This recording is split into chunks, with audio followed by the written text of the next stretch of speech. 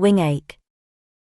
In several little ways I err, I slip, I fall. O bring thy searching gaze and help to show me all my errors and my faults, be they all big or small, my stumblings and my halts, my ignorant delays. Beloved, help me out of every bog and pit, nor let me roam about but draw me bit by bit towards thy patient light. O let my lamp be lit by thee in the black night of starless human doubt. Let not the gaudy nautch of fleeting dreams attract my soul into a blotch of darkness only cracked by stormy lightning fire, for I have signed a pact to dream by the entire, without by me to watch.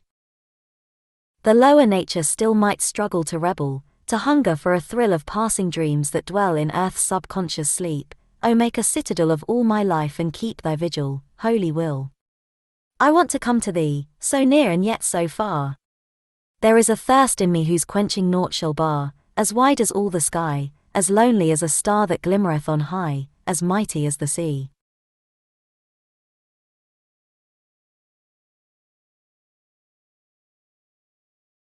My love, I want to reach thy consciousness wherein each life of mine, and each death in the past, doth spin a universe of gold and silver discipline, in timeless rapture rolled, surpassing human speech.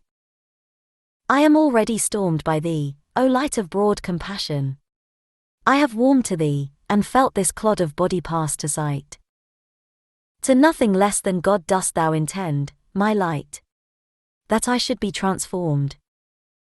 To thee I travel straight glad as an oriole, nor need to know the date when it will reach the goal. All is a running glow of deepening oversoul, the goal, O love. I know I have not long to wait. The bell of silence rings announcing worlds that start like birds with fiery wings out of the visioned heart. Calm orbs in clusters keep, in ecstasy apart, chanting upon the deep of paradisal springs. The winged fires are buoyed along the mystic verge of the unending void aching with starry urge, along the shores of limbs, thy silent glory surge from shyly shimmering rims of heavens unenjoyed. In several little ways I err and fall and slip, O bring thy tender gaze to bear on me, and drip its honey on my pores, in sweet companionship lead me unto thy doors, beloved of my days. Hero. My faith in thee grows graver with the dawning of each day, and my feet grow firmer, braver, as I travel on the way. My love. I never waver nor dally nor delay. Unmindful of the gravel, fire-drenched with noonday heat with hungers to unravel the secret of my feet, towards thee straight I travel and find it very sweet. Beloved, I am bringing myself to thee more near, my soul is hourly ringing more certain and more clear. A well of God is springing out of each drop of tear. Since sometimes in my treading the path I find the eyes a sudden teardrop shedding to take by sweet surprise a waiting star whose wedding shall be in paradise. My faith in thee grows truer and taller than a tower. My soul grows ever newer, reborn in deeper power, my steps grow fewer, fewer towards thee every hour. Behold me swiftly gliding challenging the stark bare waters, smoothly tiding o'er billows rough and dark, unto thy care confiding my tempest-haunted bark. Though shadows grey and umber in light's apparent loss, like deep and deathly slumber brood heavily across the waters, I outnumber their inky leap and toss with my uncounted splendours flung o'er them far and wide, until each billow tenders a truce on every side, and silently surrenders to silence like a bride. No shadow ever hurteth the light that is the whole horizon calm which skirteth the ocean of the soul, never thy love deserteth the boat that seeks thy goal. O let the darks grow thicker around the outer seas, and let the gales blow quicker and wilder if they please, my soul without a flicker burns through the centuries. Destruction is mistaken if with its bleeding black deluge it thinks to waken dread on my voyager's track, behold. I am unshaken by its most dread attack. My faith in thee shall shield me against the darkling horde. Beloved, thou shalt wield me like an all-conquering sword, and every moment yield me a splendour unexplored. SRD. Nothing delights me or annoys which cometh from outside, my kingly spirit now enjoys a light that shall abide. A white unfaltering light which beams outside small hates and hopes and dreams, and reigneth in an equipoise immeasurable wide. Nothing shall hurt or break or mar the joy which I contain, which never knew a wound or scar or yet a trace of pain.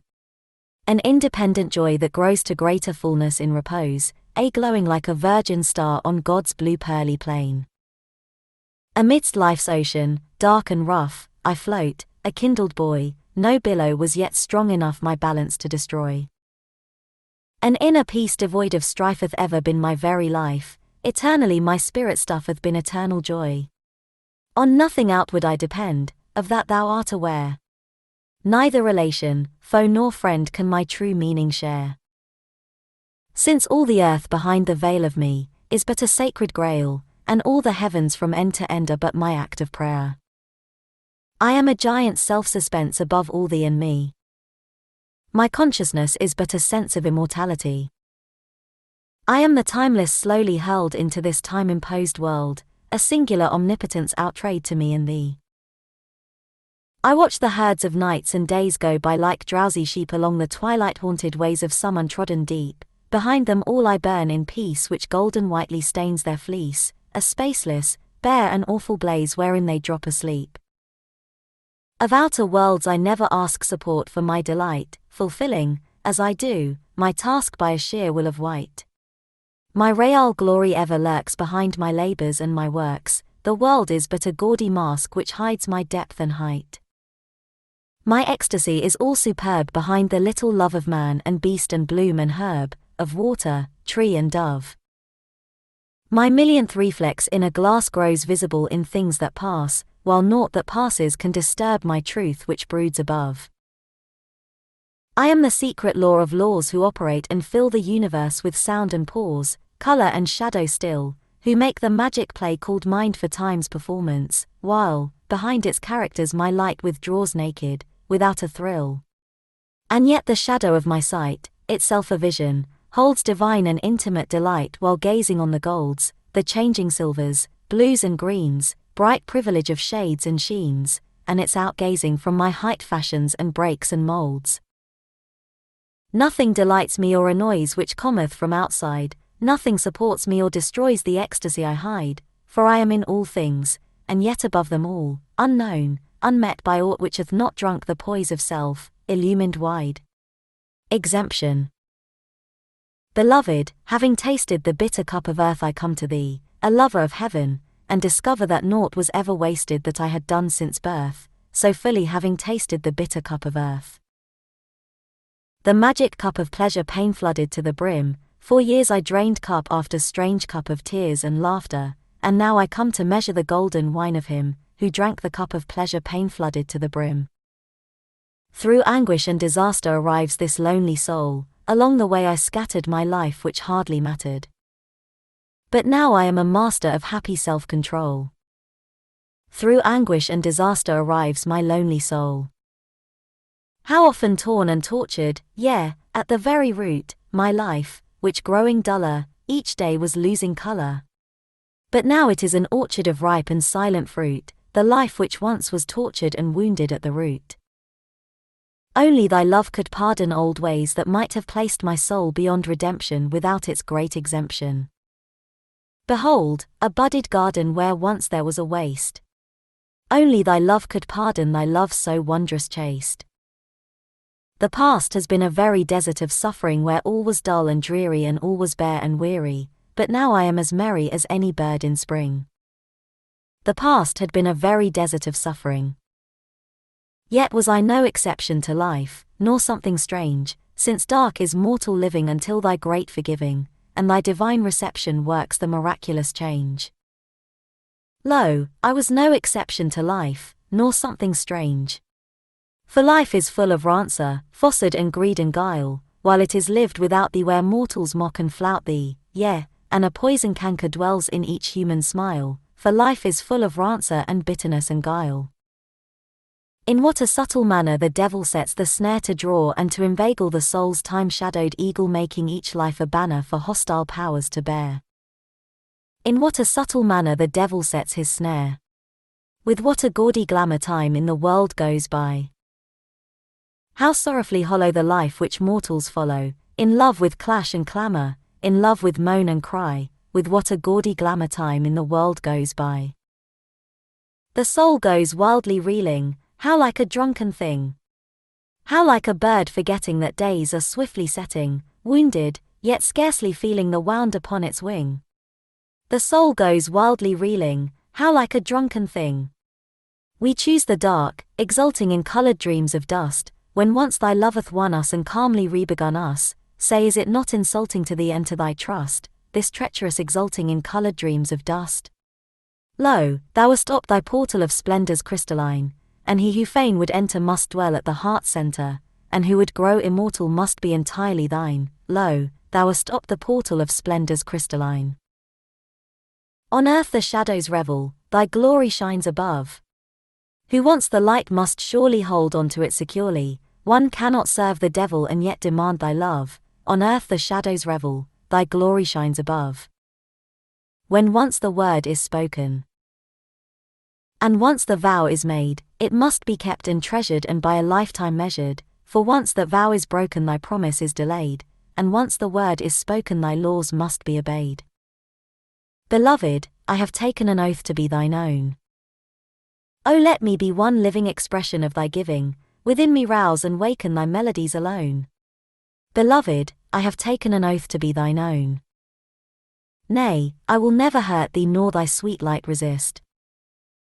Upon thy guidance leaning my life assumes a meaning. Ah love, should I desert thee I could no more exist. Nay, I will never hurt thee nor thy sweet light resist. Challenge.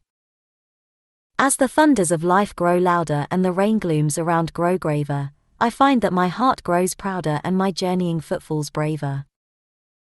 Since within me thou dost awaken, the storms are sorely mistaken if they think that I shall be shaken or that my spirit shall waver. As the darkness around me grows dreader and the gathering mists grow thicker and the wakeful eyes grow redder, my steps move quicker and quicker. Since I have received thy pardon, the desert hath changed to a garden, and my heart shall never more harden, and my flame shall never more flicker. Let the winds blow wilder and stronger, I never will be overpowered. No, I am afraid no longer. My love, I am no more a coward. I am not afraid of the whitening swift fire of the fiercest lightning. My soul hath experienced a heightening and the being within me has flowered. Let the waves grow greyer and rougher and the ocean rise up like a giant, not a hair on my body shall suffer nor the waters be long defiant. I have passed the last shadow of fearing and am certain the shore is nearing, since thou, my beloved, art steering and the waves to thy will are pliant. Let the hail fall faster and faster from a heaven of tragedy speeding, through thy grace I have grown to a master of all menace and sorrow and bleeding. For within me a secret I hold now, changing life to a vision of gold now, through tests and through trials untold now thou seest me always succeeding. Let the road grow steeper and steeper, and the obstacles greater and greater. My silence grows deeper and deeper, and my travel grows straighter and straighter. The goal may seem farther than ever, but my travel shall tire me never, to reach it shall be my endeavour and I'll come to it sooner or later. Fire imagery. Billions of balls of fiery gold, unnumbered circles of silver cold stillness, for whose delight are they rolled? Or are they, perhaps, beyond our guess, manoeuvres made in a game of chess on the board of some high inwardness? And I wonder if spaces are aware those mighty mysterious worlds are there laboring roundly everywhere? Or is all space but an orchard mute where, independent of tree and root, ripens his fire and cinctured fruit? Ah nay, perhaps they are eyeballs lent yon immemorial, smoothly bent eyelid of one single firmament. Or are they wonderful birds of light suspended aloft in a molten flight that marks off for man his day and his night? Or are they the lamps of one, lone lit, each with a tranquil flame in it, at the festival of the infinite? Or they may be great shields of glares which, without a break, the timeless bears lest bleak time take it unawares. Or are they flaming drops in a cup by means of a magical power held up awaiting the hour when the gods shall sup? Or are those orbs in the boundless sky, which dazzle the soul and dizzy the eye, but the ageless wounds in some hero's thigh? Or are they bubbles of time, blown first when the invisible was universed, bubbles of fire that shall never burst? Or are they but so many blinding rings worn, in his cycle marryings with the Queen of Light, by the King of Kings? Or are they but yellow and white and red wheels of some chariot swiftly sped to the wedding of silence overhead? Or are they at best but rapid dots or the myriad joyous points he jots down in a journal of his high thoughts? All day and all night these eyes behold unnumbered miraculous worlds unfold. For whose delight are they spun and rolled? Fusion. My heart grows fuller like a cloud above a mountain crest with inliest weight of diamond bowed, a mystery of rest. Above a lonely mountain range, secure upon a height, see how its quiet edges change in thine increasing light. Star-like I hang in the unheard, and twinkle through the dew of lampless distance, like a word of Godhead coming through. Nothing has ever reached as far as its one-pointed thrill, beloved, since I am a star created by thy will. A quivering colour, in the void of centuries, I gleam which but thy whiteness hath enjoyed in its unfathomed dream. A colour solitary, mute, whose reflex first began to warm the sun, the bird, the fruit, and the bright mood in man. Through eoned silences I float a vibrant voice of fire, an inextinguishable note awakened on thy lyre. Through timeless time it speeds and goes with all the sky for veil, echoed to music of the rose which flood both hill and dale. Wakens in me the ancient me whose eyes begin to drowse upon an inward heaving sea whose waves are shining vows, made at the vestal flame on high with thee as beauty's priest, to pass into a state of sky lit to an inner feast. Deeper and deeper grows the soul to splendors that can awe. Behold, it is its own control, its own unerring law, whether in travel or at camp or paths untrod or trod, it burneth clearly like a lamp, a jeweled lamp of God. Out of the dark.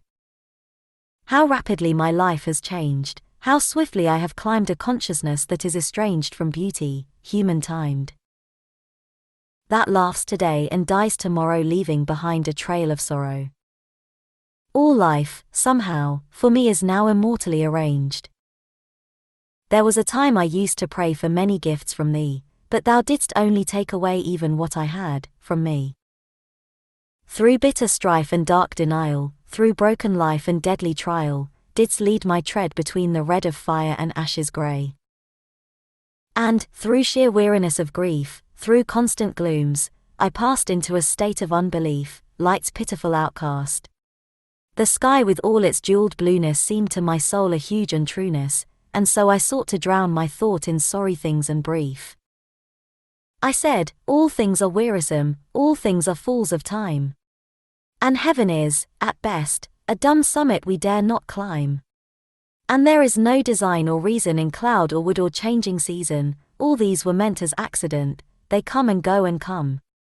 I said, yon moon so white and cool is but a floated lie, and so is all the starry pool connected with the sky. Mere fleeting accidental poses are rubies, rainbows, rivers, roses, they peer and pass as in a glass, nothing is beautiful. I said, all nature is a flaw, which ought to disappear, for death alone doth wield a law unchallenged, old, austere. Then unto whom is life appealing in builded mosques and temples kneeling? Why should it hide a hope inside, why should it feel such awe? But suddenly I felt thee pluck my soul one sudden day, leaving me speechless as one struck with lightning on the way. A riper pain, a deeper grieving drove me into a firm believing in the wise plan thou hast for man, and that, indeed, was luck. And now I have discovered thou chastisest to uplift, and all past sorrow on my brow was but thy precious gift. It was to draw me ever nigher that thou didst lead me through the fire, beloved mine, my love divine. See, I have reached thee now. I stand without the shadow mask of outer dream and love, and mine is but a simple task of looking up above at thee, thy beauty and thy splendor with all a child's entire surrender. Thou knowest, indeed, all that I need, I never need to ask. Sometimes, beloved, I have thought thy countless gifts would bend my human vessel fragile wrought and break it in the end, and so I have cried out, O Giver. Let not thy grace flow like a river, with such a gush and speed and rush lest I should bear it not. But gradually thou hast trained my human heart to hold the wondrous joy thou hast ordained that never shall be told. Untroubled, unexcited, speechless I reach to raptures that are reachless, and now I know the lambent slow God power that I have gained.